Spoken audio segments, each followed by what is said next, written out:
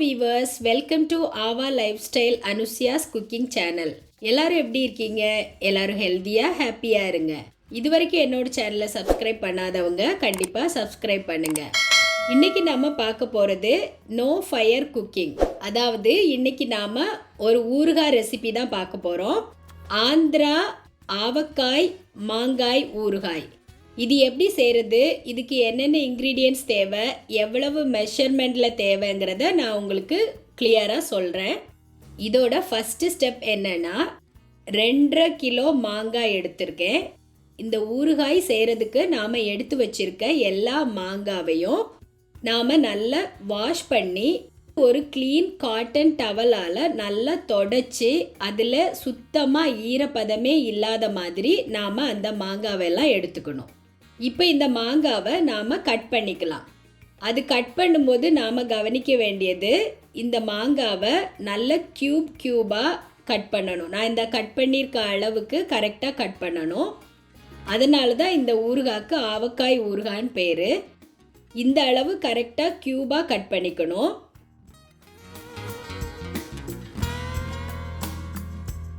இதே மாதிரியே நாம் எடுத்து வச்சிருக்க எல்லா மாங்காவையும் நான் கட் பண்ணிட்டேன். இந்த ஊறுகாய்க்கு தேவையான இன்க்ரீடியன்ட்ஸ் என்னென்னு சொல்கிறேன். கடுகு 200 கிராம் எடுத்திருக்கேன். அதை நாம் ஒரு மிக்ஸி ஜாரில் சேர்த்து அதை நல்லா கிரைண்ட் பண்ணி எடுத்துக்கலாம். இப்போ நாம் அதை நல்லா கிரைண்ட் பண்ணி எடுத்துட்டோம்.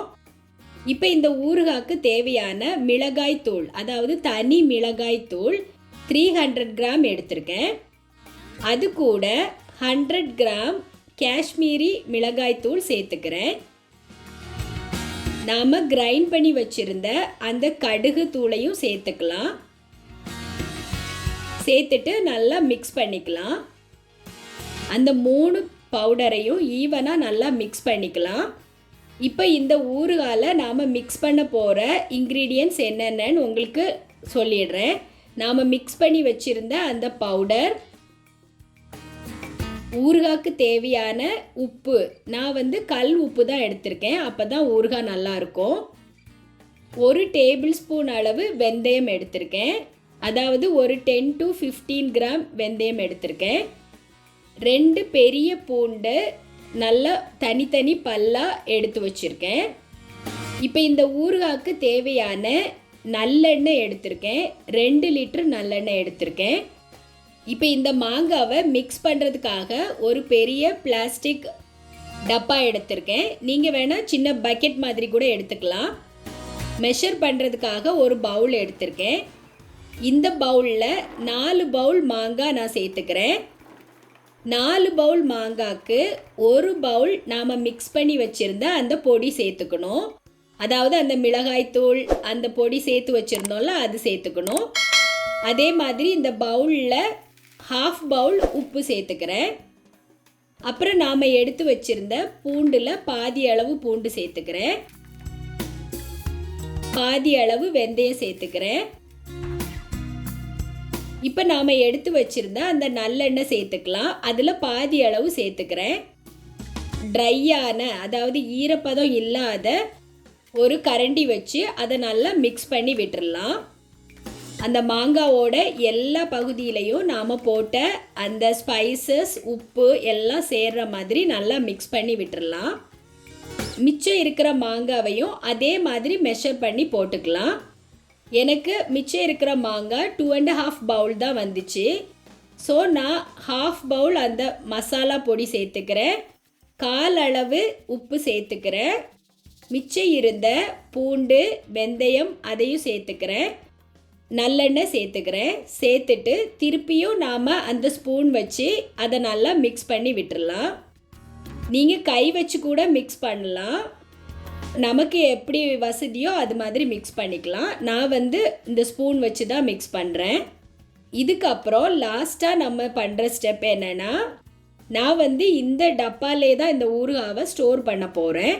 அதனால் பாக்கி வச்சுருந்த அந்த 1 லிட்டர் நல்லெண்ணெயும் நான் மேலே விட்டுறேன். எப்போவுமே இந்த ஊறுகாய் கெடாமல் இருக்கணும்னா அந்த நாம் சேர்த்துருக்க அந்த மாங்காவை விட சுண்டு விரல் அளவுக்கு ஆயில் மேலே இருக்கணும். அப்போ தான் இந்த ஊறுகாய் கெட்டு போகாது. அது மட்டும் நீங்கள் கவனமாக பார்த்துக்கணும்.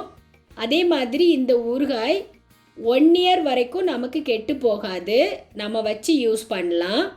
இந்த மாதிரி நான் இப்போ காமிக்கிறேன் பாருங்கள், இந்த டப்பாவில் உங்களுக்கு அந்த மெஷர்மெண்ட் கரெக்டாக தெரியும். அந்த மாங்காவை விட 2 இன்ச் அளவுக்கு ஆயில் வந்து மேலே இருக்கணும். அப்போ தான் அந்த ஊறுகாய் 1 இயர் வரைக்கும் கெடாமலே நமக்கு சூப்பராக இருக்கும். இந்த டப்பாவை இப்படியே ஒரு 3 டேஸ்க்கு நான் அப்படியே வச்சுட்டேன். ஆஃப்டர் 3 டேஸ் இப்போ நான் காமிக்கிறது உங்களுக்கு 3 நாளைக்கு அப்புறம் இந்த ஊறுகாய் எப்படி இருக்குங்கிறதா காமிக்கிறேன். நம்ம கலந்து வச்சதுக்கும் இப்போவும் டிஃப்ரென்ஸ் உங்களுக்கு தெரியும் பாருங்கள்.